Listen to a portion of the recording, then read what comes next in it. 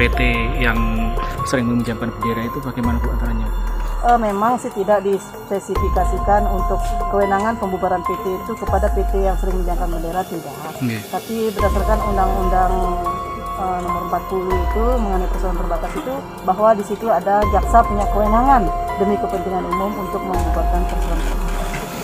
Jadi bukan umpamanya karena masalah dia sering meminjamkan bendera itu tidak spesifik itu. Mungkin antara lain salah satu alasannya seperti itu, umpamanya pinjamkan bendera terus hasil pekerjaannya juga akhirnya jelek, banyak yang bermasalah, itu salah satu pertimbangan Mas.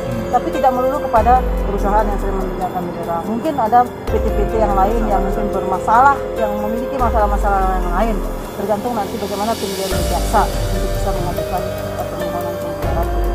Artinya bisa berpotensi dibubarkan ya Bu ketika bermasalah seperti itu Bu? Iya, ketika ada indikasi-indikasi yang menjadi persyaratan untuk dapat dibubarkan sebuah PT yang diberikan oleh jaksa, bisa jelas. Yang saya tekankan bahwa di sini kewenangan jaksa itu ada. Undang-Undang persoalan terbatas, Undang-Undang nomor 40. Karena konsekuensi daripada peminjaman bendera itu ada perkara, umpamanya ada perkara korupsi yang pernah kami tangani, di mana ternyata pekerjaan itu ada peminjaman bendera.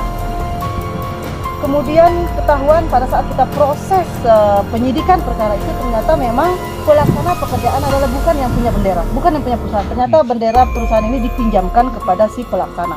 Kemudian karena kualitas spek volumenya tidak sesuai dengan RAB, tidak sesuai dengan kontrak, akhirnya kita selidiki dan ternyata kerugian negaranya banyak, sekitar 900 juta. Akhirnya kita proses dan kita tetapkan tersangkanya, yang punya bendera jadi tersangka, yang punya perusahaan yang tanda tangan kontrak jadi tersangka, kemudian yang minjam bendera pelaksana jadi tersangka, kemudian PPK-nya jadi tersangka. Padahal saat itu terkuak fakta yang meminjamkan bendera itu mendapatkan fee 3% untuk meminjamkan bendera. Berarti semua kena Ibu? Kena semua, karena dia tanda tangan kontrak. Ternyata pekerjaannya itu kualitasnya tidak sesuai dengan kontrak. Jadi harus bertanggung jawab, perusahaannya dia soalnya atas namanya, dan masuk. Terus pasal yang disangkakan? Pasal 2, pasal 3, pasal 2. Pasal 2 Undang-Undang Tindak Pidana Korupsi, Undang-Undang nomor 31 tahun 99, kemudian yang dirubah dengan Undang-Undang nomor 2000 tahun 2001 tentang pemberantasan tindak pidana korupsi.